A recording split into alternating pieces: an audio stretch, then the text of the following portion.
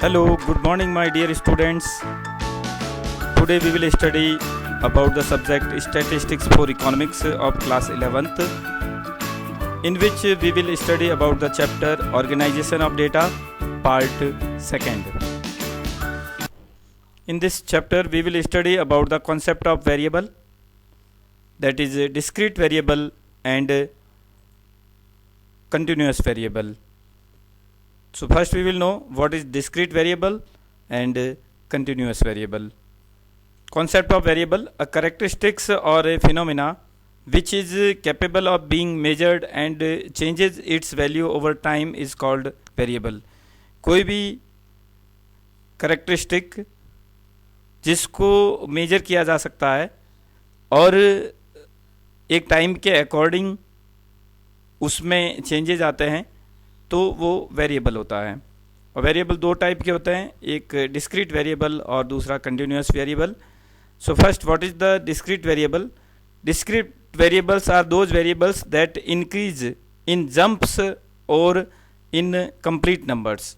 No fraction is possible. अगर कोई variable जिसमें डेटा इस तरह से दिए होते हैं कि जो डेटा दिया है उसमें एक पर्टिकुलर नंबर से डेटा जंप करते हैं और उसमें कोई भी फ्रैक्शन वैल्यू या डेसिमल वैल्यू नहीं ली जाती है, फुल नंबर में उसकी वैल्यू ली जा सकती है. और इसके एग्जांपल दिए हुए हैं, जैसे number of students in class, so that will be number in full number. Number of cars in showroom, so that will be the whole number, not a number in fraction और in decimal. Continuous variable, variable that assume a range of values or increase not in jumps but continuously or in fractions are called continuous variable. और continuous variable जो होता है वो कोई भी value ले सकता है, उसमें वैल्यू एक नंबर से दूसरे नंबर के ऊपर जंप नहीं करती है, मतलब कि कोई भी वैल्यू है वो कंटिन्यूस रहती है. जैसे हम कह सकते हैं 5.1, 5.2, 5.3, 5.4, तो इस टाइप से वो वैल्यू है वो कंटिन्यूस रहेगी. For example, height of the boys. Height of the boys, कोई बच्चा है उसकी हाइट 5 इंच है, किसी की 5 फीट 1 इंच है, किसी की 5 फीट 2 इंच है, किसी की हाइट 5 फीट 3 इंच है. तो इस टाइप से वो हाइट जो वैल्यू है वो कंटिन्यूस रहेगी. अगर हम डेली हाइट का मेजरमेंट करें तो हाइट डेली एक पर्टिकुलर वे में बढ़ती रहेगी जिसमें कोई फाइनाइट जंप नहीं होगा, तो वो वैल्यू कंटिन्यूस रहेगी. जैसे वेट भी हमारा कंटिन्यूस बढ़ता है, हाइट भी हमारी कंटिन्यूस बढ़ती है. तो इस टाइप के वेरिएबल जो होता है जो कोई भी वैल्यू ले सकते हैं, वो वैल्यू फ्रैक्शन में भी हो सकती है और डेसिमल में भी हो सकती है. Next, statistical series. Statistical series, what is that? Systematic arrangement of statistical data. जब हम स्टैटिस्टिकल डेटा हमारे पास है और उसका सिस्टमेटिकली अरेंज कर सकते हैं, अगर सिस्टमेटिकली अरेंज कर देंगे हम तो वो स्टैटिस्टिकल सीरीज बन जाएगी. Raw data, data collected in original और crude form, that is the raw data. Raw data मतलब कि जो ओरिजिनली जो कलेक्ट किए गए हैं, सपोज हम कहीं से इंफॉर्मेशन कलेक्ट करते हैं और उस इंफॉर्मेशन को एक पैराग्राफ के रूप में लिखते जाते हैं, तो वो रॉ डेटा हो गया. अब फिर हम उसको सिस्टमेटिक अरेंज कर देंगे तो वो एक स्टैटिस्टिकल सीरीज बन जाएगी. Series means arranging of raw data in different classes according to given order और सीक्वेंस इज कॉल्ड सीरीज. अब सीरीज क्या होती है कि हम डेटा को एक क्लास में कन्वर्ट कर देते हैं या फिर उसको असेंडिंग ऑर्डर में या डिसेंडिंग ऑर्डर में उसको व्यवस्थित कर देते हैं, ताकि कोई भी डेटा को देखेगा तो उसको क्लियरली समझ में आ जाएगा कि ये डेटा किस टाइप से कलेक्ट किए गए हैं और क्या इन्फॉर्मेशन वो कन्वे कर रहे हैं. रॉ डेटा होने पर जो हर किसी को उसके बारे में समझ नहीं होगी तो वो समझ नहीं पाएगा उसको, और उससे हम कोई कंक्लूजन भी नहीं निकाल पाएंगे. इसलिए रॉ डेटा को हमें एक सीरीज में कन्वर्ट करना होता है, वो हमारी स्टैटिस्टिकल सीरीज होती है. So the statistical series is first individual series and second the frequency series. जो डेटा हम कलेक्ट करते हैं, रॉ डेटा को हम इंडिविजुअल सीरीज में कन्वर्ट कर सकते हैं और फ्रीक्वेंसी सीरीज में भी उसको कन्वर्ट कर सकते हैं. Frequency series is again classified into 2 parts, that is the discrete series, and discrete series is also called frequency array. And second is the continuous series which is also called frequency distribution. तो इस type से जो statistical series जो हम बनाते हैं वो एक इंडिविजुअल सीरीज हो सकती है और फ्रीक्वेंसी सीरीज हो सकती है। और फ्रीक्वेंसी सीरीज भी दो टाइप की हो सकती है, एक डिस्क्रीट सीरीज हो सकती है और एक कंटिन्यूअस सीरीज होती है। और कंटिन्यूअस सीरीज को भी वापस हम दो पार्ट में डिवाइड करते हैं, जो जिसमें वो इंक्लूसिव सीरीज होती है और एक्सक्लूसिव सीरीज होती है। तो उसके बारे में हम आगे पढ़ेंगे। तो इस टाइप से आप अगर क्लासिफिकेशन अच्छी तरह से याद रखेंगे तो कॉन्सेप्ट आपका बिल्कुल अच्छी तरह से क्लियर हो जाएगा। So the conversion of raw data into first individual series without frequency and second the frequency series और we can say series with frequency। Main cheese difference जो है, इंडिविजुअल सीरीज में फ्रीक्वेंसी नहीं होती है और फ्रीक्वेंसी सीरीज जो होती है उसमें फ्रीक्वेंसी होती है। सो what is the individual series? The arrangement of raw data individually without frequency. Individually data को अरेंज कर देंगे तो वो इंडिविजुअल सीरीज होगी। जैसे जो मार्क्स आते हैं बच्चों के, उसको हमने लिख दिया, पहले जो बच्चा है उसने मार्क्स बताए, हमने नोट कर दिया, तो अभी वो रॉ डेटा है। फिर हमने उनके मार्क्स को रोल नंबर वाइज अरेंज कर दिया, या फिर हमने उसको हाईएस्ट टू लोएस्ट अरेंज कर दिया, या फिर लोएस्ट टू हाईएस्ट अरेंज कर दिया, तो वो हमारी इंडिविजुअल सीरीज होती है। Next, individual series can be expressed in two ways according to the serial number. जैसे कि रोल नंबर वाइज हमने मार्क्स लिख दिए तो भी एक ये सिस्टमेटिक अरेंजमेंट हो गया, ये इंडिविजुअल सीरीज बन गई हमारी। फिर असेंडिंग और डिसेंडिंग ऑर्डर में उसको कन्वर्ट कर सकते हैं। असेंडिंग ऑर्डर का मतलब smallest number is placed first, और डिसेंडिंग ऑर्डर में क्या होता है, the highest number is placed first. Frequency series again divided into two parts, discrete series which is also called frequency array where there is tally bars but no class interval, and frequency distribution series, or we can say frequency series, continuous series. So in continuous series or frequency distribution series there is class interval। तो हमने data को classify कर दिया, frequency भी लिख दी, लेकिन frequency के साथ में वहाँ पर कोई क्लास अगर हम नहीं बनाते हैं तो डिस्क्रीट सीरीज वहाँ होती है, और फ्रीक्वेंसी के साथ में हमने क्लास भी बना दी तो वहाँ पे वो फ्रीक्वेंसी डिस्ट्रीब्यूशन होगा या फिर कंटिन्यूअस सीरीज होगी। एग्जाम्पल से भी हम इसको समझ सकते हैं। फ्रीक्वेंसी सीरीज, फ्रीक्वेंसी सीरीज के दो पार्ट हमने बताए, जैसे कि डिस्क्रीट सीरीज और continuous series. So what is the discrete series? A variable is called discrete if the variable can take only some particular value. अगर कोई वेरिएबल एक पर्टिकुलर वैल्यू लेता है तो हम उसको डिस्क्रीट सीरीज बोलेंगे। जैसे कि कोई पर्टिकुलर वैल्यू ले ली हमने 8 मार्क्स, तो 8 मार्क्स लाने वाले कितने बच्चे हैं? मान लीजिए पूरी क्लास में 8 मार्क्स लाने वाले 3 बच्चे हैं, तो इस टाइप से वो डिस्क्रीट सीरीज का एक 8 मार्क्स एक पर्टिकुलर वैल्यू है। लेकिन कंटिन्यूअस सीरीज में क्या होगा, हम कहेंगे कि 0 से 10 तक नंबर लाने वाले कितने बच्चे हैं, तो वो एक 0 से 10 तक एक कंटिन्यूअस सीरीज हो गई। तो डिस्क्रीट सीरीज में एक पर्टिकुलर नंबर को लिया जाता है और कंटिन्यूअस सीरीज में पूरी सीरीज को एक साथ लिया जाता है, जिसमें कोई पर्टिकुलर नंबर नहीं होता। हाईएस्ट टू लोएस्ट एक रेंज होती है, उस रेंज में से हमें उसका चुनाव करना पड़ता है। उस रेंज में जितने भी लोग आते हैं उस रेंज को हम फ्रीक्वेंसी के रूप में, उस रेंज में जितने भी आने वाले लोगों को हम फ्रीक्वेंसी के रूप में लिख देते हैं। That means continuous series, a variable is called continuous if it can take any value in a given range. उस रेंज के अंदर जो भी वैल्यू है उसको अगर लेता है तो वो कंटिन्यूअस सीरीज होती है। Next, discrete series or the frequency array, we can give the example आप देख सकते हैं, जैसे मार्क्स दिए हैं और नंबर ऑफ स्टूडेंट्स दिए हैं। Marks given that is 15, 18, 22, 26 and 30। अब जो मार्क्स आए हैं, 15 मार्क्स लाने वाले बच्चों की संख्या 5 है तो वो फ्रीक्वेंसी वहाँ पे 5 लिख देंगे। 18 मार्क्स लाने वाले बच्चों की संख्या 7 है तो फ्रीक्वेंसी वहाँ 7 आ जाएगी। 22 मार्क्स लाने वाले बच्चों की संख्या 10 है तो वहाँ पे हमने फ्रीक्वेंसी 10 लिख दी। इस टाइप से ये हमारी डिस्क्रीट सीरीज होगी, और जिसमें फ्रीक्वेंसी तो है लेकिन क्लास इंटरवल नहीं है। और कंटिन्यूअस सीरीज में क्या होगा कि जहाँ पे मार्क्स लिखे हुए हैं, जैसे 15 है तो 15 की जगह लिखा हुआ मार्क्स 15 to 20 या मार्क्स 20 to 30। तो इस टाइप से जो पहला कॉलम है इसके अंदर हम क्लास इंटरवल भी लिखेंगे, तब वो हमारी कंटिन्यूअस सीरीज बन जाएगी या फ्रीक्वेंसी डिस्ट्रीब्यूशन बन जाएगा। लेकिन अब सिर्फ मार्क्स लिखे हुए हैं, उसके अंदर क्लास लिखी हुई नहीं है, साथ में फ्रीक्वेंसी भी है, तो हम उसको फ्रीक्वेंसी एरे बोलेंगे या फिर डिस्क्रीट सीरीज बोलेंगे। Next, continuous frequency distribution. What is the continuous frequency distribution? First, here it is classified into two parts. First, exclusive series, and second, that is the inclusive series. तो continuous series के हमने दो type देख लिए, एक exclusive series और inclusive series. So what are those? We will study in detail. exclusive series. Exclusive series, excluding the upper limit of these classes, all the items of the class are included in the class itself.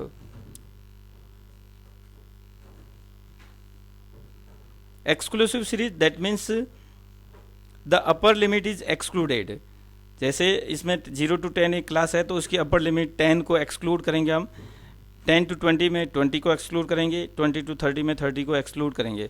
मतलब 10 marks लाने वाले बच्चे को पहली class के अंदर नहीं रखेंगे, दूसरी क्लास में चला जाएगा। क्योंकि हम देख रहे हैं यहाँ पे कि 0 to 10 ये सीरीज है, तो 10 यहाँ पर भी है और अगले क्लास की लोअर लिमिट में भी है। तो यहाँ पे अगर कोई बच्चा 0 नंबर लाता है तो हमने इसको यहाँ पे ऐड कर दिया, 7 मार्क्स लाता है तो भी वो इसी रेंज में आएगा, 0 to 10 में आएगा, और 9 मार्क्स लाएगा तो भी वो 0 to 10 में आएगा, तो उसको पहली क्लास में हम इंक्लूड करेंगे। लेकिन जैसे ही वो 10 मार्क्स लाएगा तो अपर लिमिट को हमें यहाँ पे एक्सक्लूड करना है, तो 10 मार्क्स लाते ही वो बच्चा कौन सी अगली क्लास में चला जाएगा। इसी टाइप से 19.9 मार्क्स वाला बच्चा यहाँ पे काउंट होगा और 20 मार्क्स वाला बच्चा इस क्लास के अंदर काउंट होगा। तो आपको ये क्लियर हो गया होगा कि क्लास के अंदर अपर लिमिट को एक्सक्लूड करेंगे।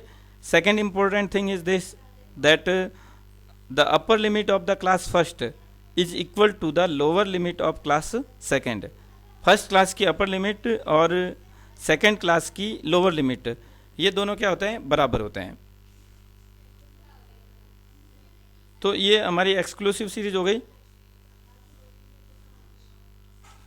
नेक्स्ट हम एग्जाम्पल लेते हैं इंक्लूसिव सीरीज का। So what is the inclusive series? Inclusive series, upper class limit of classes are included in the respective classes. अब देखिए लोअर लिमिट तो हम ऐड करते ही है, अपर लिमिट को भी उसी क्लास में ऐड करेंगे। और दूसरी बात इसके अंदर ये है कि फर्स्ट क्लास की लोअर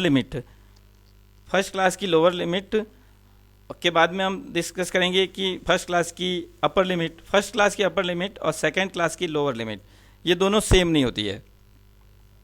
जबकि एक्सक्लूसिव सीरीज में क्या होता है, यहाँ से 0 to 10 लिखा होगा तो यहाँ की अपर लिमिट और यहाँ की लोअर लिमिट दोनों बराबर हो जाएगी, लेकिन इंक्लूसिव सीरीज में ऐसा नहीं होता है। अब ये दोनों नंबर डिफरेंट होते हैं, तो इस नंबर डिफरेंट होने की वजह से यहाँ मैक्सिमम नंबर किसी के 9 आए तो वो 9 भी इसी के अंदर काउंट होगा, और किसी का 0 आया तो वो 0 भी इसी में काउंट होगा। फिर अगर कोई बच्चा मार्क्स लाता है 10 तो वो इसी में काउंट होगा, और 11 जो है वो भी इसी सेकेंड कॉलम में इंक्लूड होगा। 12 मार्क्स वाला भी सेकेंड कॉलम में इंक्लूड होगा। इसी टाइप से 19 मार्क्स लाने वाला भी इसी कॉलम में इंक्लूड होगा। तो इसके अंदर हम देख रहे हैं कि अपर क्लास को हम यहाँ पे इंक्लूड करते हैं, एक्सक्लूड नहीं करते हैं। Both the limits, in other terms we can say both the limits of a particular class is included in inclusive series. तो और भी हम कुछ एग्जाम्पल ले सकते हैं इसमें, और भी एग्जाम्पल आप खुद अपनी मर्जी से लिख करके यहाँ पे नोट अपनी कॉपी में नोट कर सकते हैं। Next, in constructing continuous series we come across terms like. अब हम कोई भी रॉ डेटा हमारे पास अवेलेबल है, रॉ डेटा को हम एक पर्टिकुलर सीरीज में कन्वर्ट करेंगे। इंडिविजुअल सीरीज हो सकती है, कंटिन्यूअस सीरीज हो सकती है, डिस्क्रीट सीरीज हो सकती है। तो जब हम उसको कंटिन्यूअस सीरीज में कन्वर्ट करेंगे, मेनली जब हमें कंटिन्यूअस सीरीज में उसको कन्वर्ट करना है, तो फिर हम क्या स्टेप लेंगे, इसके अलग अलग कुछ पॉइंट हमारे लिए यहाँ दिए हैं, तो उसको हम डिस्कस करेंगे। कंटिन्यूअस सीरीज में एक चीज़ होती है क्लास। तो क्लास क्या होती है? Class means each given internal is called a class. For example 0 to 5, 5 to 10। तो एक पर्टिकुलर सीरीज के अंदर जो वैल्यूज दी होती है, जैसे मार्क्स हमने ले लिए तो मार्क्स 0 to 5, मार्क्स 5 to 10। इसी टाइप से इनकम 0 to 1000, 1000 to 2000, 2000 to 3000। तो इस टाइप से ये जो होगी एक क्लास होगी। और जनरली जैसे हम इनकम ग्रुप के हिसाब से देखते हैं तो 0 to 5,000 की इनकम वाले को हमने लोअर क्लास में रख दिया, फिर 5 to 10 वाले को हमने ये मिडिल क्लास में रख दिया, और 10 to 20 वाले को हमने अपर क्लास में रख दिया, या 10,000 एंड अबव वाले को हमने अपर क्लास में रख दिया। तो इस टाइप से हम अलग अलग क्लास में उसको कैटेगराइज करते हैं। Class limit, there are 2 limits, upper limit and lower limit. तो ये 0 to 5 में 0 हमारी लोअर लिमिट है और 5 हमारी अपर लिमिट है। फिर हम अगली क्लास में जाते हैं जिसकी रेंज 5 से 10 तक है, तो 5 इसके अंदर लोअर लिमिट है और 10 इसके अंदर अपर लिमिट होगी। Class interval, difference between upper limit and lower limit. Upper limit और लोअर लिमिट के बीच में जो डिफरेंस होगा, जैसे 10 और 5 के बीच में जो डिफरेंस है वो हमारा क्लास इंटरवल होगा। ये ज़रूरी नहीं है कि हर रेंज में हर क्लास में क्लास इंटरवल सेम हो, हो सकता है ये अलग अलग हो, तो हर क्लास का क्लास इंटरवल अलग अलग निकाला जाता है। कभी कभार हर क्लास का क्लास इंटरवल सेम भी हो सकता है, और कभी कभी ऐसा भी होता है कि हर क्लास का क्लास इंटरवल डिफरेंट हो सकता है। जैसे कि हमने पहली क्लास ले ली 0 to 5, दूसरी क्लास ले ली 5 to 15, तीसरी क्लास ले ली हमने 15 to 30, चौथी क्लास हमने ले ली वापस 30 to 35। तो इस टाइप से ये क्लास जो होती है, और उसका क्लास इंटरवल हाईएस्ट वैल्यू में से लोअर अपर लिमिट में से लोअर लिमिट को जब माइनस करते हैं तो हमें क्लास इंटरवल की वैल्यू फाइंड आउट होती है। Range, range is the difference between upper limit and lower limit. तो लोअर लिमिट और अपर लिमिट का जो डिफरेंस होगा वो एक हमारी रेंज हो जाएगी। तो अब हम देखते हैं कि मिड पॉइंट का फार्मूला निकालने के लिए क्या फार्मूला यूज़ करेंगे। अपर लिमिट यहाँ पे प्लस होना चाहिए, अपर limit plus lower limit divided by 2। तो जब हमें मिड पॉइंट निकालना है तो अपर लिमिट और लोअर लिमिट दोनों को जोड़ना है, फिर 2 से उसको डिवाइड करना है। सपोज क्लास इंटरवल दिया हुआ है 10 to 20, तो अब इसके अंदर मिड पॉइंट निकालना है, तो 10 + 20 30 हो गया, और 30 में को 2 से डिवाइड करेंगे तो हमारी जो मिड पॉइंट आ जाएगा वो 15 आ जाएगा। तो वो मिड पॉइंट मतलब कि जो लोअर लिमिट है और अपर लिमिट के बीच वाला नंबर कौन सा है। लोअर लिमिट से शुरू करेंगे और फिर अपर लिमिट तक जाएंगे, तो उसमें बीच में कौन सा नंबर आता है वो हमारा मिड पॉइंट होता है। तो मिड पॉइंट निकालने के लिए फॉर्मूला लिखना है upper limit plus lower limit divided by 2। Next है frequency. Frequency, number of items falling within a particular class. अब एक क्लास के अंदर कितना आइटम्स फॉल कर रहे हैं, कितना आइटम्स आ रहे हैं, मतलब मार्क्स अगर दिए हैं 0 to 10, तो 0 to 10 मार्क्स लाने वाले टोटल कितने नंबर्स है, कितने नंबर ऑफ स्टूडेंट्स वहाँ पे हैं, तो वो हमारी फ्रीक्वेंसी होगी, उसको हम फ्रीक्वेंसी बोलेंगे। तो इस टाइप से जब हम कंटिन्यूस सीरीज़ कंडक्ट करते हैं, जब हम कंटिन्यूस सीरीज़ कंस्ट्रक्ट करेंगे तो फिर हमें ये सब पॉइंट ध्यान में रखना है, और इस जो पर्टिकुलर वर्ड दिया है उसका मीनिंग भी हमें क्लियर होना चाहिए, ताकि आगे की जो हम स्टेटिस्टिकल कैलकुलेशन करेंगे तो उसमें हमें प्रॉफिट होगा। Next, open ended classes.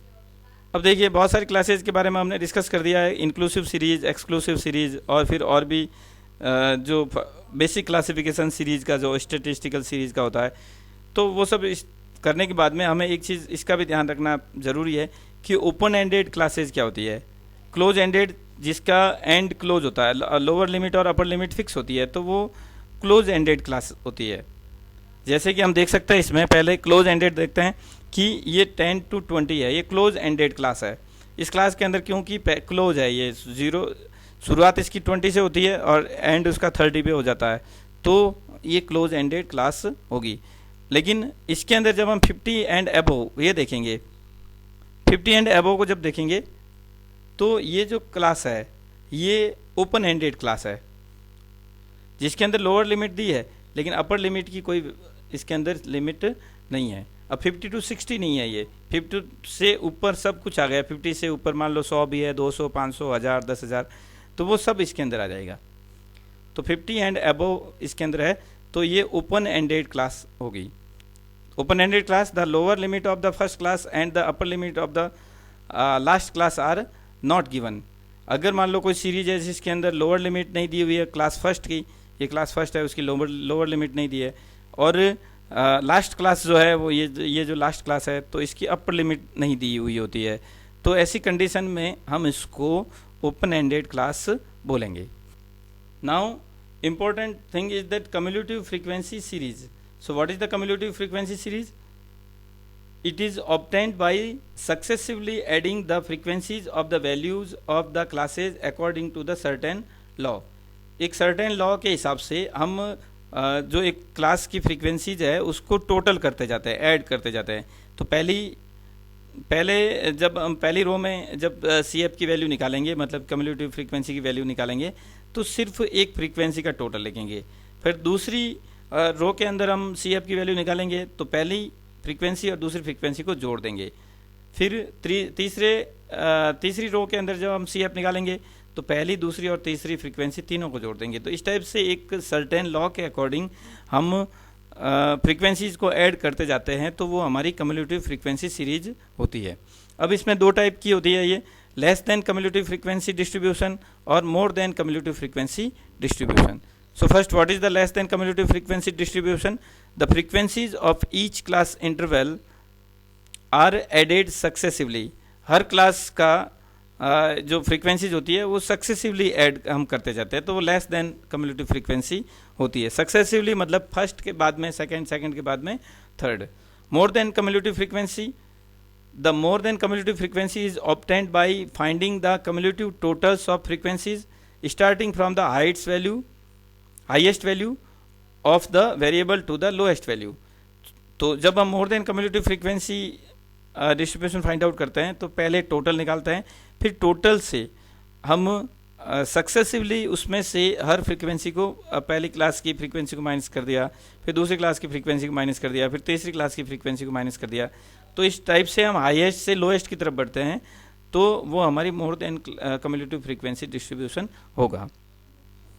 Now we will take the example of less than frequency and more than frequency, so it will be clear to you. First, the frequency table is given here, that means the continuous series, or we can say frequency distribution is given here. This is the frequency distribution and this is the cumulative frequency distribution for less than cumulative frequency, and this is also the cumulative frequency distribution for more than cumulative frequency. अब देखिए 0 to 10 number of students है 2, 10 to 20 number of students है 5. अब जब हम इसको less than frequency distribution में convert करेंगे तो लेस देन 10 से शुरू करेंगे. लेस देन 0 तो कुछ होगा नहीं, क्योंकि 0 से कम यहाँ पे हम कोई पॉजिटिव वैल्यूज ले रहे हैं, नेगेटिव वैल्यूज ले नहीं रहे. तो यहाँ पे लेस देन 10, पहली रो में हमें लेस देन 10 लिखना है, फिर दूसरी रो में लेस देन 20, फिर तीसरी रो में लेस देन 30, लेस देन 40. इस टाइप से हमें ये लेस देन फ्रीक्वेंसी टेबल बनानी है. फिर जब हम मोर देन फ्रीक्वेंसी टेबल बनाते हैं तो 0 से शुरुआत करना है. More than 0, more than 10, more than 20, more than 30. तो इस बात का ध्यान रखना है, क्योंकि पहले ही से ही हम मोर देन 0 से शुरुआत करेंगे, मतलब 0 से ऊपर है और सारी की सारी वैल्यू 0 से ऊपर है, तो यहाँ पे मैक्सिमम 50 आएगा. और लेस देन 10, तो यहाँ पे लेस देन 10 से कम सिर्फ एक ही क्लास के बच्चे हैं जो 10 से कम है. 0 to 10 वाले वो सिर्फ 10 से कम है, बाकी सब 10 से ऊपर है. ये जितने भी हम देखेंगे ये सब 10 से ऊपर है. तो लेस देन 10 से जब हम शुरुआत करेंगे तो ये 2 से इसकी शुरुआत होगी. अब हम देखते हैं लेस देन फ्रीक्वेंसी टेबल जब हम बनाएंगे तो पहले हमें लिखना 2 के अंदर 5 प्लस करेंगे तो 7 हो जाएगा. 7 में 10 प्लस करेंगे 17 हो जाएगा. 17 में फिर 12 प्लस करेंगे 29 हो जाएगा. और 29 में 17 प्लस करेंगे 46 हो जाएगा. 46 में 4 प्लस करेंगे तो फिर ये 50 आएगा. जो हाईएस्ट वैल्यू जो टोटल नंबर ऑफ स्टूडेंट्स है वो सबसे लास्ट में आएगा. और जब more than frequency distribution table हम जब हम बनाएंगे तो हाईएस्ट वैल्यू हम पहले लिख देंगे, टोटल नंबर ऑफ स्टूडेंट्स, मतलब मोर देन 0 से सभी बच्चों के नंबर ज़्यादा आए हैं, 0 से कम किसी के आए नहीं, क्योंकि यहाँ माइनस मार्किंग बिल्कुल है नहीं. तो टोटल नंबर ऑफ स्टूडेंट्स भी सभी के सभी बच्चे 0 से ऊपर लाने वाले हैं, तो यहाँ से हम 50 से इसकी शुरुआत करेंगे. अब 50 में से 2 माइनस करेंगे तो 48 आ जाएगा. फिर इस 48 में से 5 माइनस करेंगे तो ये 43 आ जाएगा. फिर 43 में से 10 माइनस करेंगे 33 आ जाएगा. 33 में से 12 माइनस करेंगे ये 21 आ जाएगा. और 21 में से ये 17 माइनस करेंगे तो ये 4 आ जाएगा. तो इस टाइप से हम कम्युलेटिव फ्रीक्वेंसी डिस्ट्रीब्यूशन प्रिपेयर कर सकते हैं, और ये हमारे फर्दर क्लासिफिकेशन के लिए बहुत ज़रूरी है. फर्दर स्टैटिस्टिकल एनालिसिस और इंटरप्रिटेशन के लिए हमें इस टेबल के बारे में जानना ज़रूरी है. So thank you so much for watching this video. Hope that you will be really benefited from this video. So thank you once again.